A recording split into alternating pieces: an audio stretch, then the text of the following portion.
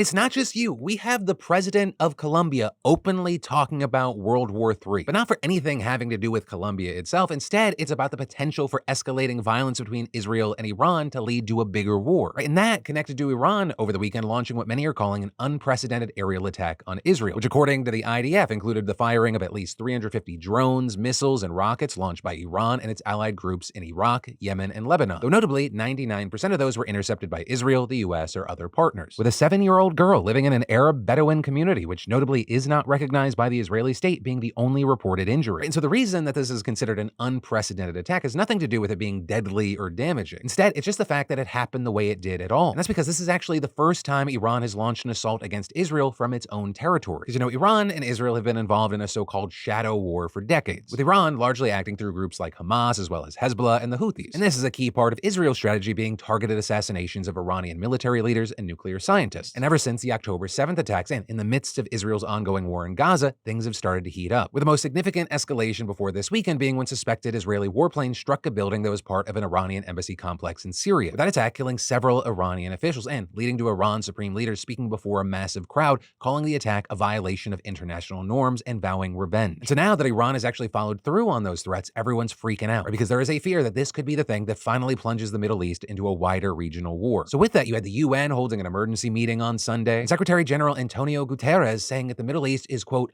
on the brink. The people of the region are confronting a real danger of a devastating full-scale conflict. Now is the time to defuse and de-escalate.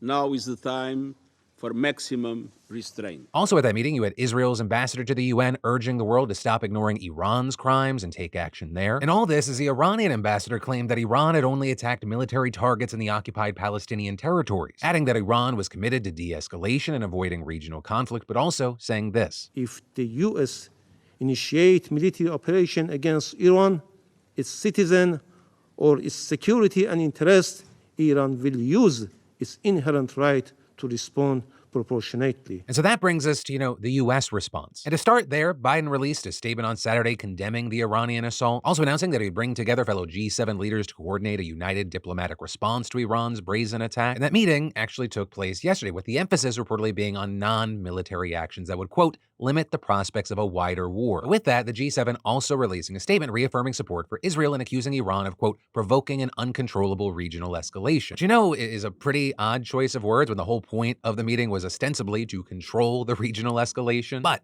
anyways, and perhaps more notably, Biden has reportedly said that the U.S. will not participate in any offensive action against Iran. And he's been on the phone with Netanyahu, privately advising the Israeli PM against attacking Iran as well, apparently arguing that Israel successfully demonstrated its military superiority this weekend, making a further response unnecessary. But of course, whether Netanyahu actually takes Biden's advice, that remains an open question. As I'm recording this, Israel's war cabinet is still weighing its options. And though Israel has reportedly told the United States that it is, quote, not looking for a significant escalation with Iran, one Israeli official has also vowed to, quote, build a regional coalition and exact the price from Iran in the fashion and timing that is right for them. And in general, there's a lot of disagreement over what the best way to avoid escalation actually is. For example, Nomi Beryakov, an expert on Middle East politics, told the New York Times that Iran has made it, quote, abundantly clear that they consider the attack over, and that the response should at most be an attack on Iranian assets abroad, but not in the country itself. But speaking with the Associated Press, Bradley Bowman from the Foundation of the Defense of Democracies cautioned against being too soft on Iran. And though he didn't specifically advocate for direct strikes on the country, he did say the U.S. should make Iran, quote, regret this attack. We all want to avoid a regional war,